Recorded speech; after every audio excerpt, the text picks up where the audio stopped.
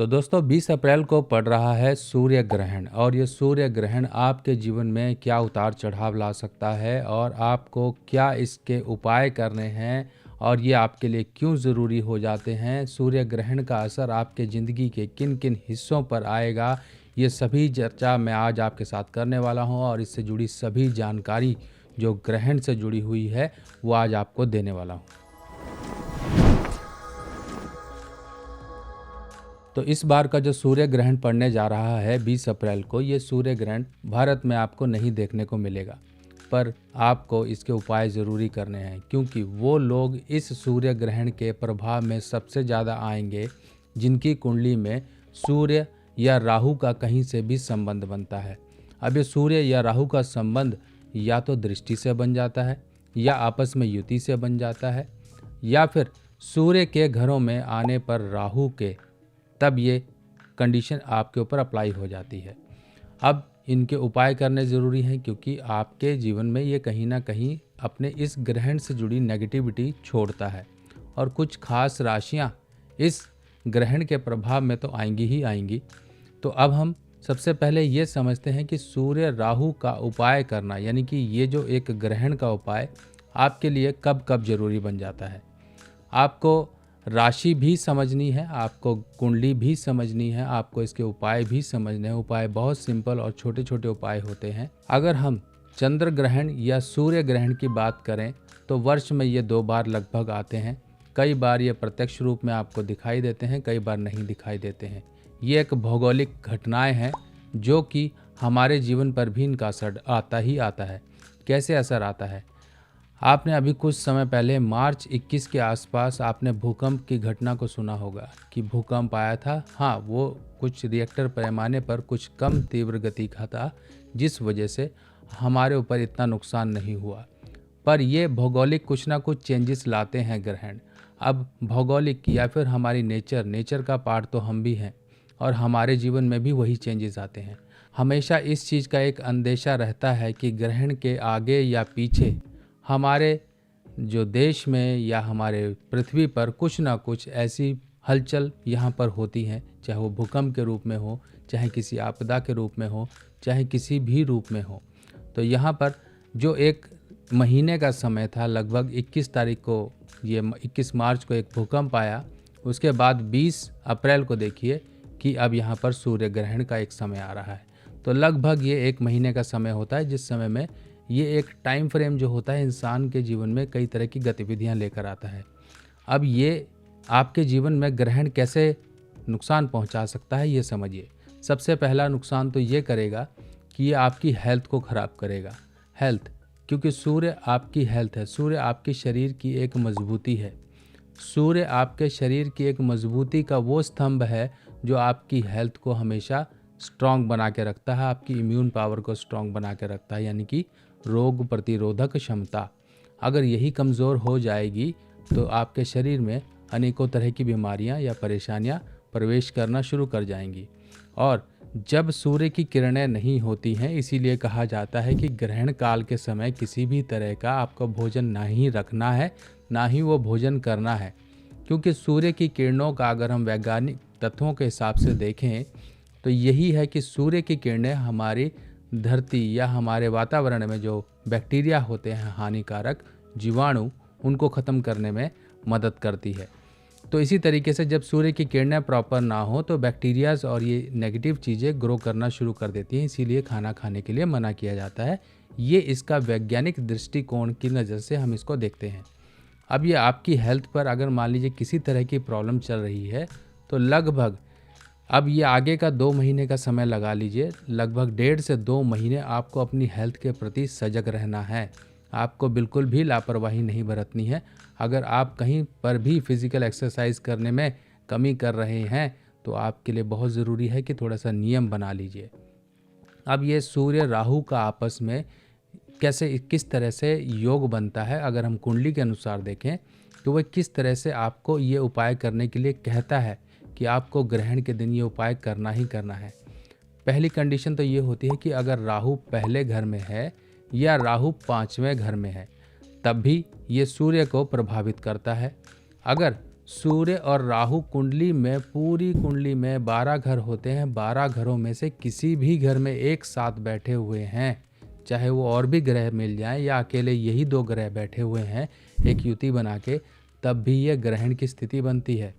और जब सूर्य और राहु आपस में दृष्टि संबंध बनाए, मान लीजिए राहु पहले घर में है, सूर्य 7वें घर में है, या फिर राहु दूसरे घर में है, सूर्य 6ठे घर में है, राहु तीसरे घर में है, सूर्य या तो 9वें में है या 11वें घर में है, राहु चौथे घर में है, सूर्य 10वें घर में है, या फिर राहु 6ठे घर में है और सूर्य 12वें घर में है, तब ये आपस में एक तरह से दृष्टि संबंध बन जाता है। और जब आपकी कुंडली में सूर्य शनि का भी योग हो, तब भी ये ग्रहण की कंडीशन कहलाती है। जो कंडीशंस मैंने आपको राहु के लिए बताई, वही कंडीशंस शनि के लिए भी अप्लाई हैं। और शनि के लिए भी यही लागू होता है कि अगर शनि और सूर्य का आपस में दृष्टि संबंध हो, युति हो, कुछ भी हो, इस तरह से आपको ग्रहण के उपाय करने हैं। अब ये ग्रहण इंसान के जीवन में, देखिए ग्रहण एक शब्द ही ऐसा है जो आपको नेगेटिविटी की तरफ ध्यान आकर्षित करता है। ग्रहण, खुशियों पर ग्रहण, जीवन पर ग्रहण, सब चीज़ों पर ग्रहण, यानी कि एक कालख, एक अंधेरे का साया जहाँ सूर्य की रोशनी ना हो। और जिनकी कुंडली में भी ऐसे ग्रहण की अवस्था हो, उनको तो घर में अंधेरा रखना ही नहीं चाहिए। हमेशा उजाले की तरफ, या तो अपने घर में रोशनदान रखिए या बल्ब वगैरह जला के रखिए, अंधेरा मत रखिए। जितना अंधेरा रखेंगे उतनी नेगेटिविटी आपके ऊपर हावी होगी। अब यहाँ पर उपाय के तौर पे हम समझें, उपाय कैसे किया जाता है। उपाय किया जाता है शुक्र और बुध की मदद लेकर, इन 2 ग्रहों की सपोर्ट लेकर, और इसके साथ साथ उन ग्रहों की दान इत्यादि करके जो ग्रह सूर्य के दुश्मन होते हैं, जैसे कि शनि, राहु, केतु, इन ग्रहों को सूर्य की दुश्मन की कैटेगरी में बांटा गया है। अब हमने इन चीज़ों का दान यानी कि धर्म स्थान में करना है या जल प्रवाह करना है, ताकि इनकी जो अशुभता है वो दूर हो, एक जो नेगेटिविटी पॉजिटिविटी के साथ अटैच हो रही थी वो सेपरेट हो, उसको अलग किया जाता है। सिंपल तरीका होता है कि देखिए, हमने बहुत ही हम सुनते आ रहे हैं, करते भी आ रहे हैं। आपने देखा होगा जब ग्रहण होता है तब उस समय दान, जप, ये सब चीज़ों का एक काफ़ी महत्व होता है, काफ़ी इम्पोर्टेंस होती है, क्योंकि इस समय में हम सूर्य को मजबूती देने के लिए और अपने शरीर में आई किसी भी तरह की दूषित चीज़ों को दूर करने के लिए, मन और तन को शुद्ध करने के लिए सब कुछ करते हैं।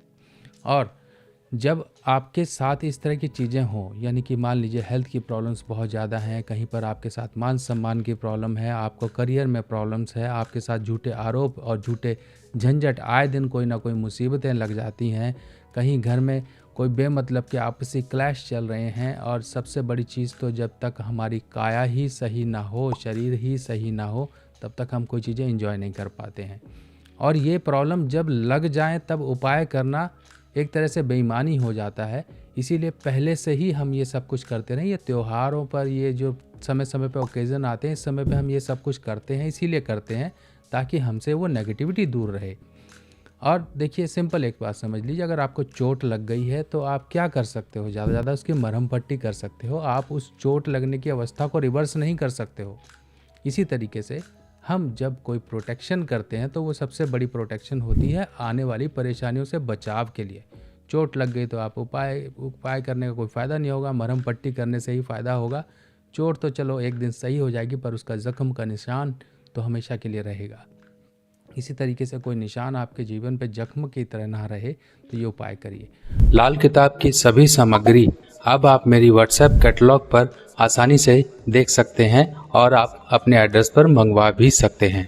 अब यहाँ पर उपाय के तौर पे क्या करना होता है, जैसे शनि की चीज़ें होती हैं बादाम या नारियल या फिर जो सूखे मेवे होते हैं, और राहु की चीज़ों में हम लेते हैं जौ, जिसे हम बारले कहते हैं, जो धनिया होता है, धनिया का बीज जिसे हम कोरिएंडर सीड्स भी बोलते हैं, वो लेते हैं। केतु की चीज़ें खटाई है, लहसुन है, काले सफ़ेद तिल है, इनमें से कोई भी एक वस्तु, काले सफ़ेद तिल ले लीजिए आप 10-10 रुपए के, यानी कि ये सब सामग्रियाँ इच्छा अनुसार लेनी है। और इन सब सामग्रियों को आप काले कपड़े में रख लीजिए और इनको बांध लीजिए। बांध कर आपने क्या करना है, ये ग्रहण के समय अपने पास रखिए। मान लीजिए ग्रहण का जो समय है सुबह 7:50 के आसपास से लेके 12:50 के आसपास तक, ये ग्रहण का एक टाइम फ्रेम है। इस टाइम फ्रेम के अंदर आप इन चीज़ों को या तो जाकर जल देखिए, कुछ लोग ग्रहण के समय बाहर नहीं निकलते हैं, तो ऐसा कुछ नहीं है, इस बार आप निकल सकते हो, कोई दिक्कत नहीं है। फिर भी अगर आपके मन में कुछ ऐसी शंका है तो ग्रहण खत्म होने के बाद दोपहर 12-12:30 बजे के बाद यानी कि 1 बजे के आसपास जाइए और इन चीज़ों को, मान लीजिए धर्म स्थान खुले तो उस समय नहीं होंगे, जल प्रवाह कर सकते हैं। और शाम के समय धर्म स्थान जब खुलते हैं तो वहाँ जाकर आप किसी मूर्ति के आगे आप वहाँ पर जाकर रख कर छोड़ आइए। और एक चीज़ का ध्यान रखिएगा, जब आप जल प्रवाह कर रहे हो तो सिर से 7 बार एंटी क्लॉक घुमा लीजिए। मंदिर में छोड़ने जा रहे हो तो अपने सिर से वारा नहीं करना है, सिर से घुमाने की ज़रूरत नहीं है। अब इसके साथ साथ सूर्य राहु का काफ़ी बड़ा उपाय भी है और थोड़ा सा वो कॉम्प्लिकेटेड है। आपने सुना होगा कि रात भर तांबे के सिक्के को कोयले की आग में जलाना है, गर्म करना है, लाल तपा देना है पूरा, फिर सुबह उसे जल प्रवाह करके आना है और ले जाते हुए कोई घर का मेंबर यानी कि ब्लड रिलेटिव आपका सामने ना आ जाए, वरना वो बुरा प्रभाव उसके ऊपर चढ़ जाता है। इस तरह से ये थोड़ा सा कॉम्प्लिकेटेड उपाय है। अब सूर्य राहु के ग्रहण के लिए बुध और शुक्र के उपाय की भी बात कही गई है। बुध और शुक्र की मदद लेने के लिए आपको घर में साउथ वेस्ट में ऐसी एक छोटी चक्की, जो आपको फोटो में दिखाई दे रही है, ऐसी एक छोटी चक्की घर में स्थापित करिए और समय समय पर बुधवार या शुक्रवार में से किसी भी एक दिन आप थोड़ी सी कपास, जिसे कॉटन कहते हैं, और एक मुट्ठी आप साबुत मूंग, ये जरूर धर्म स्थान में आप दान कर आइए। धर्म स्थान में दान करेंगे तो ये आपके जो ग्रहण के प्रभाव हैं वो आपके कम होते रहेंगे, क्योंकि ग्रहण तो साल में 2 बार पड़ेगा, पर बुध और शुक्र के ये जो उपाय हैं ये आप कभी भी किसी भी समय कर सकते हैं। और जिनकी कुंडली में भी सूर्य राहु है, अगर आप देवी माँ के उपासक बन सकते हैं, देवी माँ की पूजा कर सकते हैं, तो आपके लिए सबसे उत्तम रहेगा, क्योंकि सूर्य ग्रहण वालों के लिए देवी माँ का उपासक होना एक तरह से वरदान साबित हो जाता है, उनके जीवन से सभी कष्टों को दूर कर देता है। तो दोस्तों, ये सब जानकारियाँ आपके बेहद काम आएंगी। बाकी आप जिन लोगों को भी अभिमंत्रित चक्की या फिर अभिमंत्रित ग्रहण पोटली मंगानी है तो वो अपने एड्रेस पर मंगा सकते हैं, आप लोगों के लिए व्यवस्था हो चुकी है। बाकी और ऐसी ही बेहतरीन जानकारियों के लिए मिलते हैं नई जानकारी के साथ नई वीडियो में। तब तक के लिए अपने सुभाष भाई को आज्ञा दीजिए। नमस्कार।